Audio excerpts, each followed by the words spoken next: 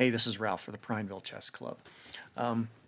This video is going to have another tournament game analysis. So I just did one a little bit ago. I'll spread these videos out so you're not overwhelmed by chess analysis videos. But I was super happy with this game. So this was round 4, and I'm playing 5 rounds of this tournament. So this is my second to last game. And this one was pretty meaningful for me as well. Now I've already got it loaded in to chess.com on the analysis board. I'm going to click the quick review button here just so we can see. And I'm lucky enough, I'm playing white on this game again. And white always starts off with a little bit of advantage. But yeah, my accuracy was 90% on this one. So super happy with that.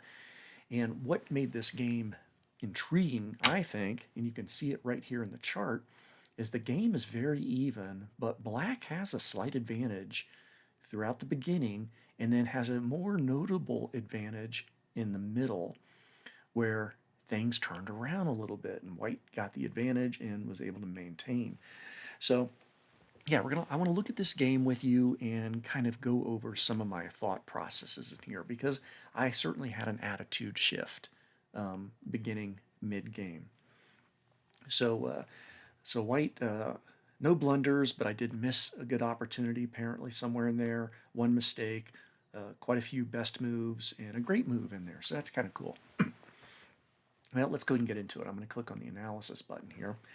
I'm just going to hit my arrows here. And again, this is more of a French than I'm familiar with. In round 3, my opponent did a Sicilian French, whereas they brought out c5 on their second move. This is more typical of a French. This is a French defense normal variation. Now, one of the nice things about playing opponents a little bit higher rated than you, whether it's a tournament or at a club or even online, is you will start to see how they respond to your typical openings. I didn't mention it here. I said before, when I'm white, I always open with e4. I haven't developed my repertoire for white to open with d4 or anything else. So I'm just sticking with e4. However, this is the second game where my opponent has responded with a French variation, which means you want to move this higher up in your list of things to practice. How do I play against an opponent who's responding with the French? And if the people better than you are playing those particular openings or defenses, as the case may be, that's what you want to practice the most with, first with. So that way it doesn't really bring that much stress to you. Okay, so yep, I'm developing my knight, get some center control. I decide to take back because obviously this pawn is being defended by my knight, and if they were to take, I can't take back with my knight because my knight is pinned. So I decide to take right away, and doing some relatively normal moves here. I have studied playing against the French a little bit as white, so I am making some book moves, and I felt reasonably confident about these moves. But they still follow general best practices. Develop your pieces so that you can soon castle and get your king protected.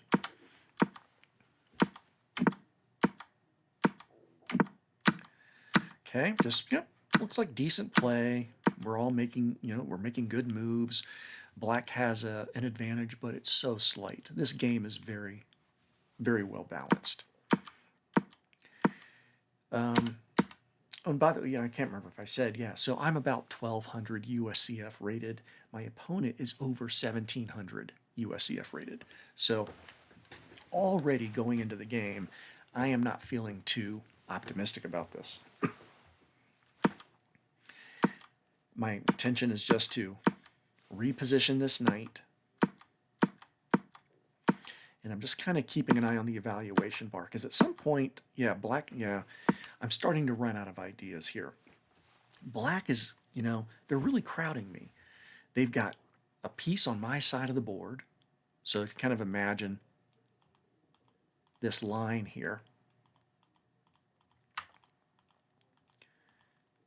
And if your opponent gets pieces on your side of the board, that's good for them. If you can get pieces on their side of the board, that's good for you. So my opponent, even though they're black and they had to go second, they seem to have a stronger control. They've got a piece on my side of the board. They've got their rooks doubled up. I've got a rook that's still on its home square. You know, they just seem a little bit more established here, and they are, and they do have a slight advantage. Okay, now you see the advantage for black is getting much more significant now. 1.8, almost a -2 advantage for black.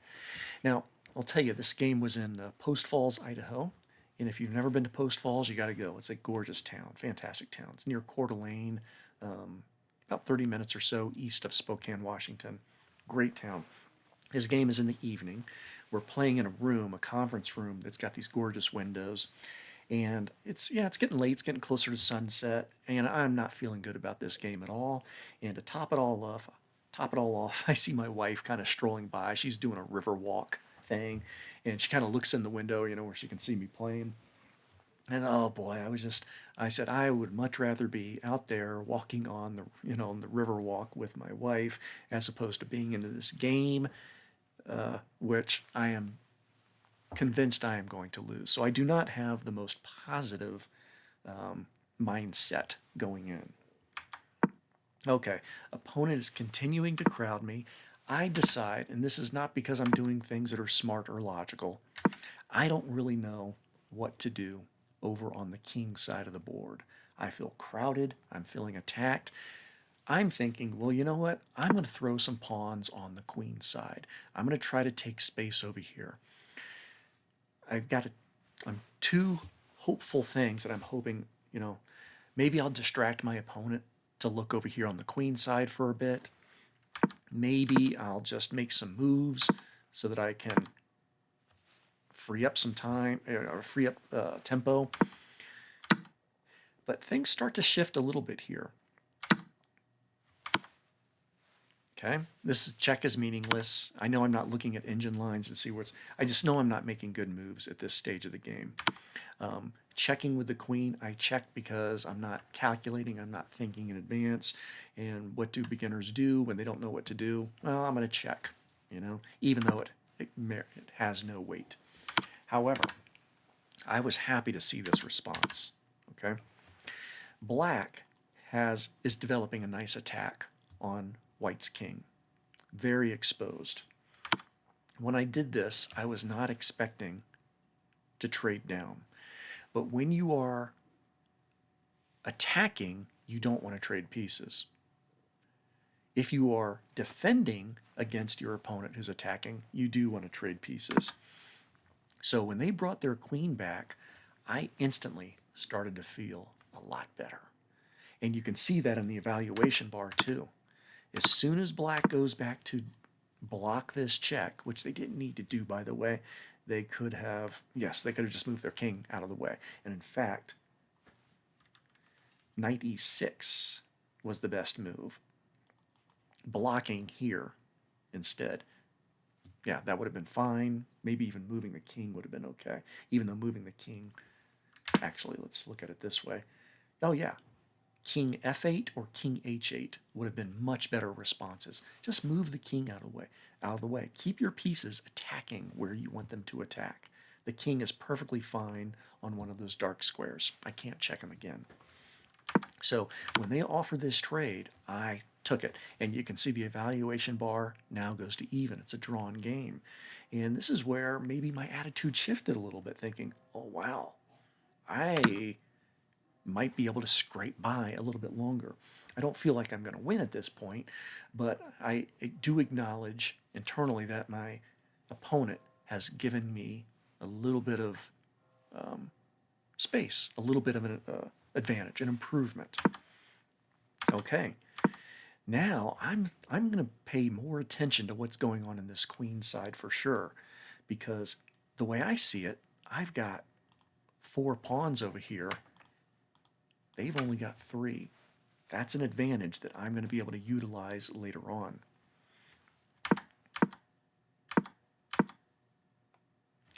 Get my knight locked into a pretty good square.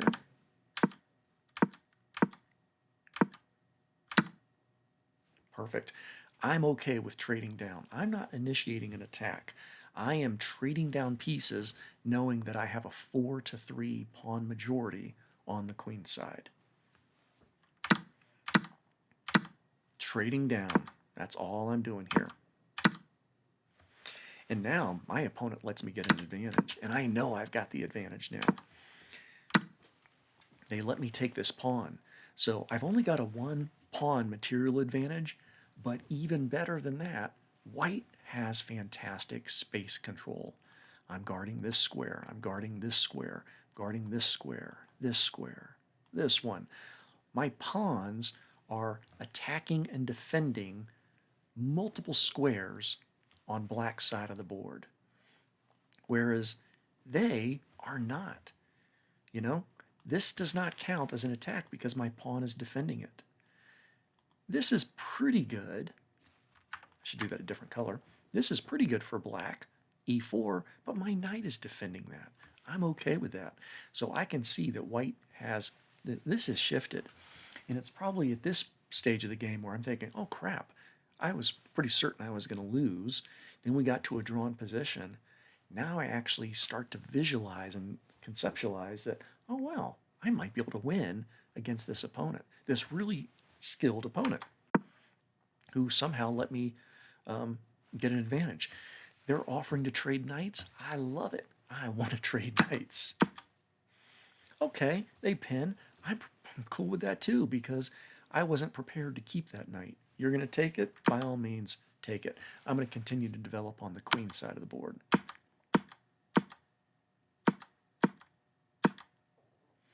Do we want to trade pawns? Go for it. Okay. White's definitely got this game. You'll notice on the eval bar we're up to positive, plus 5.7. That's a fantastic advantage. We're balanced on the king side. We each have a pawn. I'm defending my pawn. Maybe I can, they're defending their pawn. Now, both of us are in the wrong positions, though. When you want to defend your pawn, you should be behind it. So my rook should be behind my pawn. Their rook should be behind their pawn. I know this, they know this, so neither of us are thinking we're going to be defending our pawns, but I think we're both prepared to trade off these pawns. And I'm cool with that because now what I'm really keeping my eye on is this 4-2 pawn majority on the queen side. I've got 4 connected pawns. I have one connected pass pawn. That's a connected pass pawn right down here. It means there's no other pawns in front of it or beside it that can take it. And it's connected because it's connected to one of my own pawns. They don't have any passed pawns. They're all being blocked. So I definitely have the pawn advantage in this game. Oh, and even better, my pawns are all pretty close to their king side, to the promotion squares.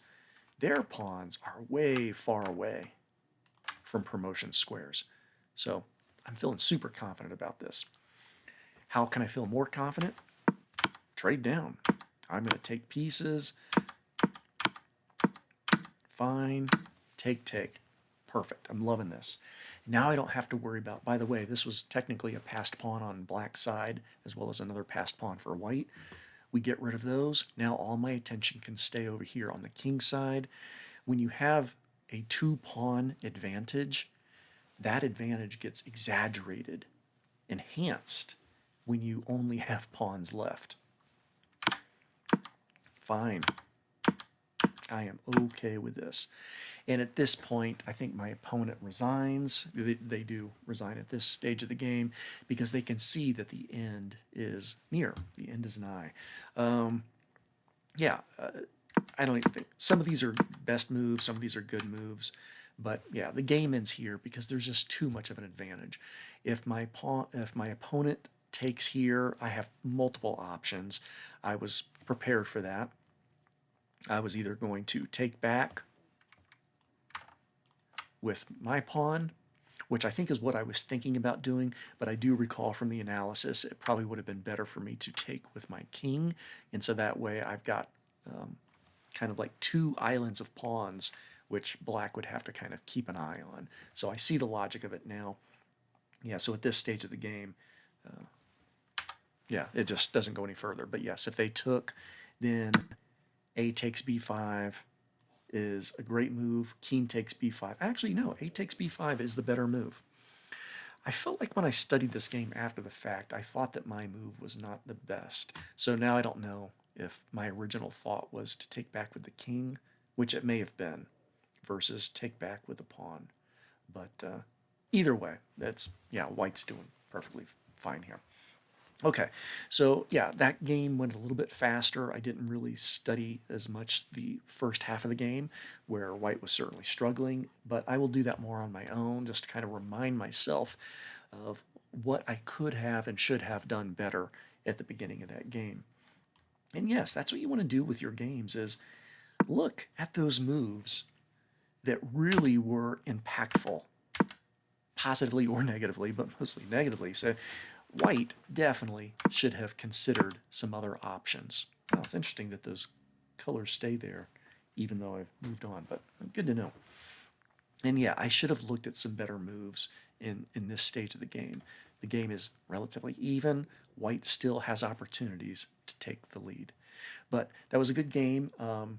This particular opponent was quite miffed at the result and did not want to chat very much after the fact. I kind of briefly talked to him and said, "Boy, you know, when you let me trade queens, that was really lucky for me."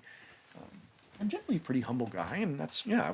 I know I got lucky on this game, but yeah, he wanted to hear none of that. So, but anyway, that was a good night for me, and I only played one more round in this game. I took a bye for round 6, so I only had to play one more round. But I had the opportunity of playing the best chess person in our tournament, at least one of the best people. So one of the top candidates for winning the tournament. So we'll see how that game went at a later date. Take care.